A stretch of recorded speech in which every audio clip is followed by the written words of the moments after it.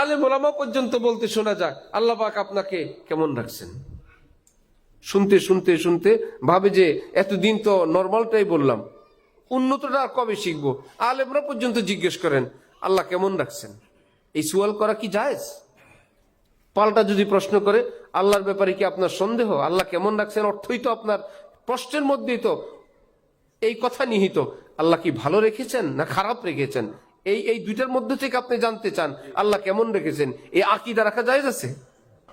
এই আকীদার থেকে যদি কেউ বলে ভাই আল্লাহ কি আপনাকে ভালো রাখছেন না খারাপ রাখছেন, এই উদ্দেশ্য থেকে যদি কেউ বলে যে আল্লাহ কেমন রাখছেন, এই প্রশ্নকারী তো গুমরাহির মধ্যে, আরেকজন কি দিবে হেদায়েত?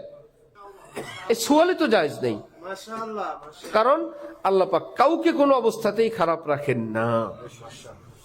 যার যে হাল এটাই তার জন্য প্রাপ্য না, এর চেয়ে আরো কঠিন ছিল তার প্রাপ্য, এই হালে আল্লাহ দয়া করে তাকে রাখছেন।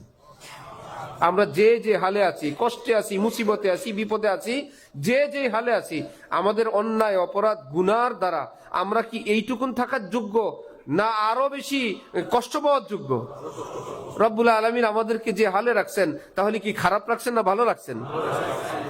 আমি একদিন হযরত আল্লামা সাহেবকে বললাম, হযরত আকাশ তো ভালো আছে। হযরত বললেন আকাশ কি আবার খারাপ হয়? আকাশ তো ভালো দেখা যায়। হযরত বললেন আকাশ ভালো দেখা যায়, আকাশ কি কখনো খারাপ দেখা যায়? বলতে চাও যেটা সেটা এই ভাষায় বলো। আকাশ তো পরিষ্কার দেখা যায়, আকাশ তো সাফ আছে মাশাআল্লাহ, বেগোবার বৃষ্টিহীন আছে। আমরা সেটার নাম কি আকাশটা ভালো আছে, তার মানে আকাশ আরেক সময় আছে আকাশ আর ভালো না। সাজাইছেন আল্লাহ, আপনি বলেন আকাশটা নাকি ভালো না। মেঘমালা দিয়ে আকাশ সাজায় রাখছেন আল্লাহ, আর আমি আপনি বলি না আকাশ ভালো না, আকাশ ভালো না। তাহলে কামিলিনের সোহবত থেকে যদি কেউ ঈমান না শিখে, দিন না শিখে, দিনের কল্পনা জল্পনা তো থাকে, দিন থাকে না। আল্লাহ কেমন রাখছেন এই ব্যক্তির উদ্দেশ্য আমি একটু আগে যে অভিযোগ করলাম, অধিকাংশের উদ্দেশ্য সেটা না। উদ্দেশ্য হলো যদি বলি কেমন আছেন, বলে ভালো আছি, এ জালেম আল্লাহর নাম নেয় না, যাতে তার মুখ দিয়ে আল্লাহ বের করানো যায়। এই জন্য সুয়ালওয়ালা একটু আগায় দেয় আল্লাহ কেমন রাখছে, ওই বান্দা যেন বলে আল্লাহ ভালো রাখছে। ঠিক আছে? মূল উদ্দেশ্য হলো যে আমি যদি কেমন আছেন বলি, একদম ইংরেজদের মতন দুনিয়াদারদের মতন হয়ে যায়। আমরা একটু দিনের সঙ্গে চলি ফিরি, মাদ্রাসা মসজিদ খানকা তবলিগ, আমরা কেন বলবো আল্লাহকে আপনি কেমন আছেন? আমরা বলবো আল্লাহ কেমন রাখছেন। তখন আমাদের সাথী ভাইরা বলবে আল্লাহ ভালো রাখছেন।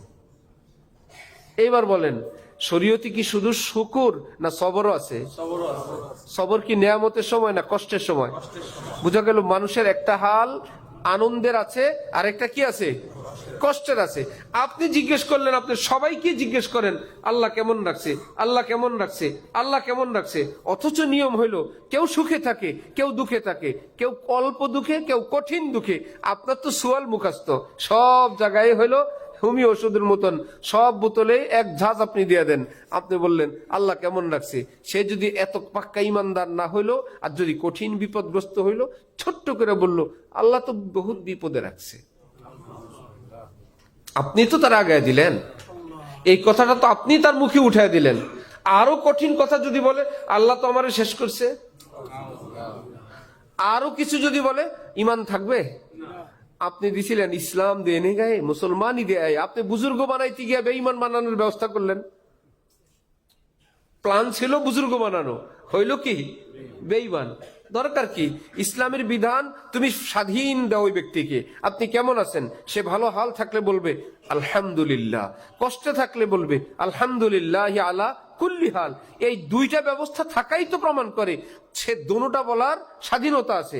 কষ্টে থাকলে বলবে আলহামদুলিল্লাহ আলা কুল্লি হাল, আল্লাহ যে হালে রাখেন আলহামদুলিল্লাহ ভালো আছি।